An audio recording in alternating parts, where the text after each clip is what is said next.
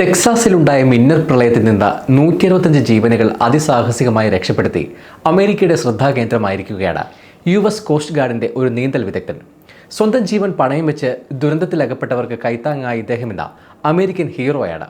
New Jersey സ്വദേശിയായ Scott റസ്കാനാണ് വാർത്താ തലക്കെട്ടുകളിൽ നിറയുന്നത്. 26-കാരനായ സ്കോട്ട് റസ്കാൻ തൻ്റെ ആദ്യ രക്ഷാദൗത്യത്തിലാണ് ഇത്രയധികം പേരെ കുത്തിയൊലിച്ചെത്തിയ നദിയിൽ നിന്ന് രക്ഷപ്പെടുത്തി പുതുജീവൻ നൽകിയത്. ഓക്സ്ഫോർഡിൽ നിന്ന് പഠനം പൂർത്തിയാക്കി ബഹുരാഷ്ട്ര കമ്പനിയായ KPMGയിൽ അക്കൗണ്ടൻ്റായിരുന്ന സ്കോട്ട് റസ്കാൻ 2021 US കോസ്റ്റ് ഗാർഡിൻ്റെ ഭാഗമായത്. അടിസ്ഥാന പരിശീലനം പൂർത്തിയാക്കിയ ശേഷം ഏവിയേഷൻ സർവൈവൽ ടെക്നീഷ്യൻ സ്കൂളിൽ വിദഗ്ധ പരിശീലനം നേടി. പിന്നീട് ടെക്സാസിലെ കോർപ്പസ് ക്രിസ്റ്റിയിൽ നിയമിതനായി. പെറ്റി ഓഫീസറായി സേവനമനുഷ്ഠിച്ച് വരുന്നതിനിടെയാണ് തൻ്റെ ആദ്യ രക്ഷാദൗത്യത്തിന് റസ്കാൻ ഇറങ്ങുന്നത്. കനത്ത മഴയെ തുടർന്ന് ഗ്വാഡലൂപ്പെ നദി കരകവിഞ്ഞൊഴുകി മിസ്റ്റിക് ക്യാമ്പ് ഉൾപ്പെടെയുള്ള പ്രദേശങ്ങൾ വെള്ളത്തിനടിയിലായതിനെ തുടർന്നാണ് രക്ഷാപ്രവർത്തനം വേണ്ടിവന്നത്.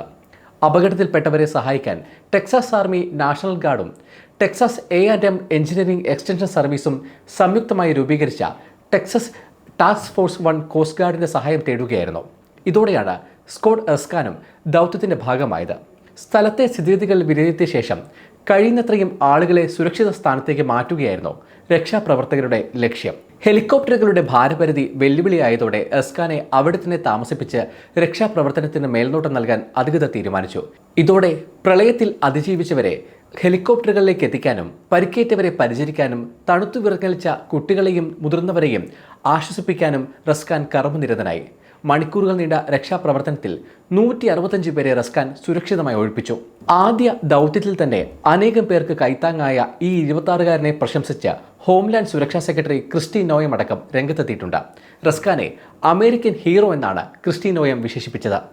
കോസ്റ്റ് ഗാർഡിൻ്റെ ധൈര്യവും ദൗത്യവും റസ്കാനിൽ കാണാൻ സാധിക്കുമെന്നും അവർ കൂട്ടിച്ചേർത്തു.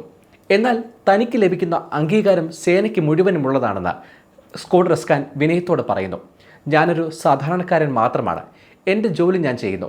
ഞങ്ങളുടെ സ്ഥാനത്ത് ആരായാലും ഇത് തന്നെ ചെയ്യുമായിരുന്നു.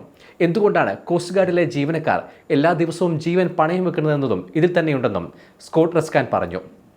അതേസമയം ജൂലൈ 4 വൻ ദുരന്തം വിതച്ച മിന്നൽ പ്രളയത്തിൽ മരണസംഖ്യ 80 കവിഞ്ഞു. കെയർ കൗണ്ടിയിലാണ് ഏറ്റവും കൂടുതൽ പേർ മരണപ്പെട്ടത്. മരിച്ചവരിൽ 28 കുട്ടികൾ ഉൾപ്പെടുന്നു. 850ഓളം പേരെ രക്ഷാസംഘം രക്ഷപ്പെടുത്തി. ഗ്വാഡലൂപ്പെ നദിയോട് ചേർന്ന ക്രിസ്ത്യൻ സമ്മർ ക്യാമ്പായ ക്യാമ്പ് മിസ്റ്റിക്കിലാണ് ദുരന്തം വ്യാപക നാശം വിതച്ചത്. 750ഓളം പെൺകുട്ടികൾ ക്യാമ്പിലുണ്ടായിരുന്നു. ഇവിടുത്തെ ഒരു കൗൺസിലറും പെൺകുട്ടികളുമടക്കം 11 പേരെ കാണാതായി. ഇവരെ കണ്ടെത്താനുള്ള ദൗത്യം തുടരുകയാണ്. ചുരുക്കം സമയത്തിനുള്ളിൽ അതിതീവ്ര മഴ പെയ്തതാണ് മിന്നൽ പ്രളയത്തിന് കാരണം. 45 മിനിറ്റിനുള്ളിൽ നദിയിലെ ജലനിരപ്പ് 26 അടി ഉയരുകയായിരുന്നു. ഇതോടെ നിരവധി വീടുകളും വാഹനങ്ങളും ഒലിച്ചുപോയി. 1700-ലധികം രക്ഷാപ്രവർത്തകരാണ് ജീവനുകൾ സുരക്ഷിതമാക്കാനായി പരിശ്രമം നടത്തുന്നത്. ദുരന്തത്തിൽ അനുശോചനം രേഖപ്പെടുത്തിയ പ്രസിഡന്റ് ഡൊണാൾഡ് ട്രംപ് മിന്നൽ പ്രളയം ബാധിച്ച മേഖല സന്ദർശിച്ചേക്കുമെന്ന റിപ്പോർട്ടുകളുണ്ട്. സമയം മലയാളം വാർത്തകൾ ഇനി ടൈംസ് ഓഫ് ഇന്ത്യ സൂപ്പർ ആപ്പിലും. ഇതിനായി പ്ലേ സ്റ്റോറിൽ നിന്നോ ആപ്പ് സ്റ്റോറിൽ നിന്നോ times of India app install ചെയ്യൂ. മലയാളം ഭാഷ തിരഞ്ഞെടുക്കൂ. വാർത്തകൾ ആസ്വദിക്കാം. എല്ലാം ഇനി സമയത്തിൽ.